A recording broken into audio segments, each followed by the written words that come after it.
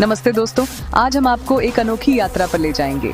ऐसी यात्रा जो आपको अदृश्य दुनिया में ले जाएगी। एक दुनिया जो हमारी आंखों से परे है, लेकिन हमारी कल्पना से परे नहीं। कहानी की शुरुआत होती है एक युवा वैज्ञानिक जिसका नाम अरविंद होता है। अरविंद को हमेशा अजीब चीजों में दिलचस्पी थी, खासकर उन रहस्यों में जिनका कोई वैज्ञानिक जवाब नहीं था। वह एक युवा रिसर्चर था जो दुनिया से छिपे रहस्य को उजागर करना चाहता था। एक दिन उसे अपने दादाजी की पुरानी किताबों के बीच एक अजीब डायरी मिली। यह डायरी किसी डॉक्टर समरजीत वर्मा नाम के वैज्ञानिक की थी, जो 40 साल पहले अचानक गायब हो गए थे। डायरी में अजीब बातें लिखी थीं। ये दुनिया ही सब कुछ नहीं है। एक दूसरी दुनिया हमारी आंखों के सामने ही मौजूद है, लेकिन हम उसे देख नहीं सकते। मैंने उसका दरवाजा खोल लिया है और अब वापस नहीं आ सकता।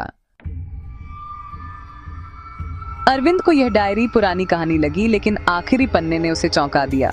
आखिरी पन्ने में लिखा हुआ था कि अगर कोई यह डायरी पढ़ रहा है तो जान लो, ये दुनिया तुम्हें बुला रही है। उसी रात अरविंद के साथ अजीब घटनाएं होने लगी।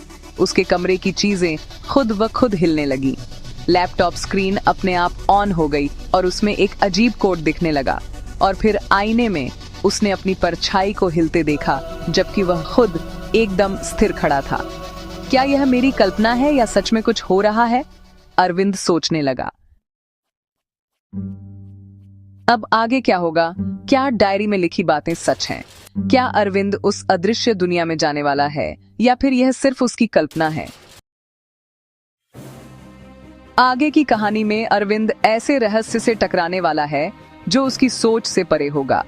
जैसे ही अरविंद उस डायरी में लिखे फार्मूले को आजमाता है, वह एक अदृश्य दुनिया में प्रवेश कर जाता है, जहां भौतिक नियम पूरी तरह अलग होते हैं। वहां वह ऐसे जीवों से मिलता है जो इंसानों की कल्पना से परे हैं। वहां समय भी अलग तरह से काम करता है। जो इंसानों के लिए 1 मिनट होता है, वह वहां के लिए सालों के बराबर होता है। जैसे ही अरविंद अदृश्य दुनिया में पहुंचता है, उसे एहसास होता है कि वह वहां अकेला नहीं है। कोई और भी वर्षों से वहां फंसा हुआ है, एक खोया हुआ वैज्ञानिक जिसने कभी इस फार्मूले को खोजा था।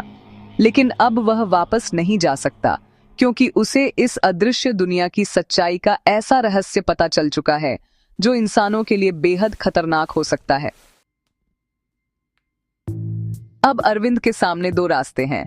या तो वह इस दुनिया से वापस लौटकर सच को दुनिया के सामने लाए, या फिर इस दुनिया का हिस्सा बन जाए और यहीं खो जाए। अरविंद के दिमाग में तूफान चल रहा था।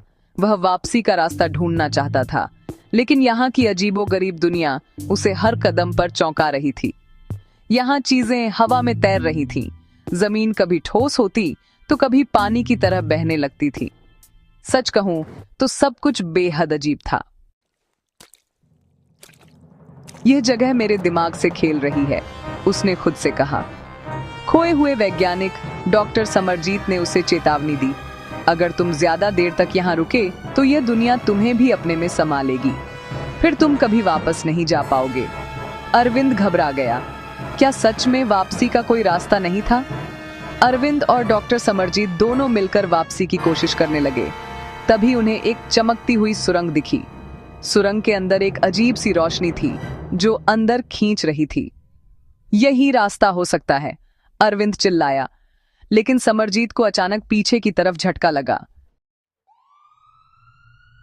मैं इस सुरंग के अंदर प्रवेश नहीं कर पा रहा हूं। मैं इस दुनिया में बहुत बुरी तरह फंस चुका हूं।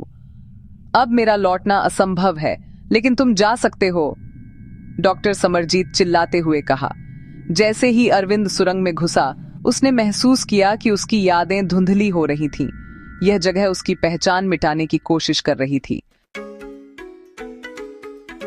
नहीं, मैं खुद को भूल नहीं सकता, उसने जोर से सीखा और दौड़ने लगा। अचानक एक जोरदार झटके के साथ उसकी आंखें खुल गईं। वह अपने लैब में था। उसके चारों ओर कागज बिखरे थे।